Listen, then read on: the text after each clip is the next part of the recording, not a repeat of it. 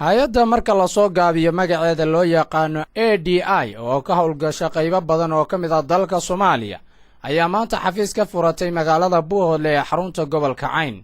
xafladan lagu furayo xafiiska cusub ee hay-adda oo ahayd mid si heer sare ah loo soo agaasimay ayaa waxaa ka soo qayb galay qaybaha kala duwan ee bulshada ku dhaqan magaalada Buuhoodle maamulka gobolka Cayn. waxaana ugu horeyn halkaasi ka hadlay wakiilka hay-adda ee magaalada Buuhoodle Cabdicaziz Garaad Soofe waxauna faahfaahin ka bixiyay waxyaabaha ay qaban doonto hay-adani.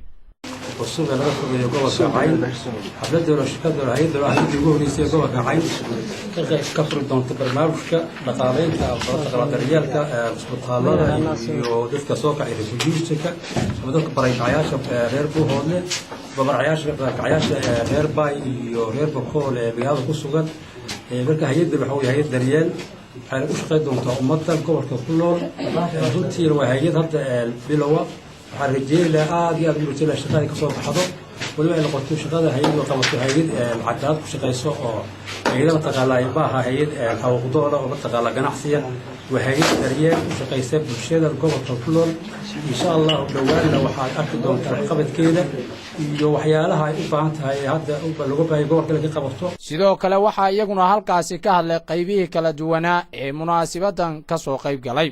أولاً السلام عليكم ورحمة الله وبركاته. anigoo ka mid ah odayaasha dhaqanka ee gobolka Cayn degmada Buuhoodle kuna hadlaya bulshaweynta afka bulshaweynta gobolka Cayn kana soo qayb galay furitaanka xafiiska xafladda ADI hay'adda ADI waxaan soo dhaweynaynaa oo si buuxda ula shaqeynaynaa xafiiska maanta laga furay gobolka Cayn degmadiisa Buuhoodle hay'adda ADI waxaan leenahay soo dhaweyn wanaagsan insha Allah bismillaahi kariim waxaan amaantiina iyo dhaliishiina waxaan la sugi doonaa waxqabadkiina kaliya waxaan ku darayaa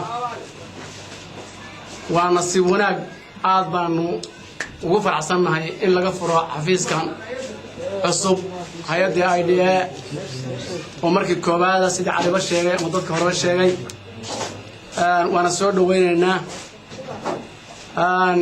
waxqabadkuna wuxuu noqonayaa in aanu idinla shaqeyno kaliya wax ma qaban kartaan in aanu idinla shaqeyno buu noqon doonaa insha Allah haddii Alla ka dhigo.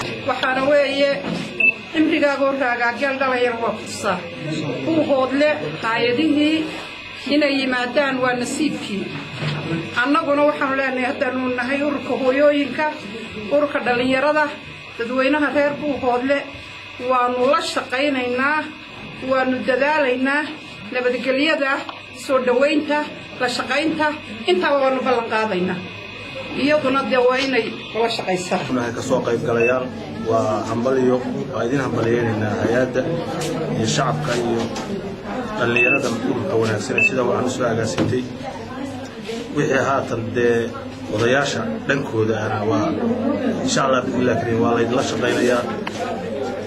والسلام عليكم ورحمة الله وبركاته. sida ay u tahay waa in loo fahmaa oo dadka la raaca mar labaadka waxaan ku mahadnaqayaa Ilaah baa mahadlaya dhalinyarada iyo odayaasha noo soo abaabulay ee meesha dheer ka keenay. ugu dambeynta ayaa waxaa halkaasi ka hadlay gudoomiyaha gobolka Cayn ee maamulka Khaatume State Cabdiraxmaan Maxamed Axmed iyo waxgarad kale ka soo qayb galay xafladda dhammaan waan salaamayaa. salaanka bacdi hay'adan waxaan filayaa waa hay'adii ugu horeysay laga furo ama laga furayo gobolka Cayn intii uu ka dhashay maamulka Khaatume State of Somalia. marka waa soo dhaweynaa hay'adan oo macnaha magaceeda loo soo gaabiyay ADI maanta oo laga furayo halkan bishu 16 tahay bisha Maarso. waan soo dhaweynaynaa ka maamul ahaan oo ku hadlaya. si kastaba ha ahaatee imaantika hay-addan ayaa ku soo aadaysa xilli magaalada Buuhoodle ay ku sugan yihiin dad badan oo danyara ah. Axmed Cabdiqaadir Jabaan, Darwiish TV, magaalada Buuhoodle xarunta gobolka Cayn.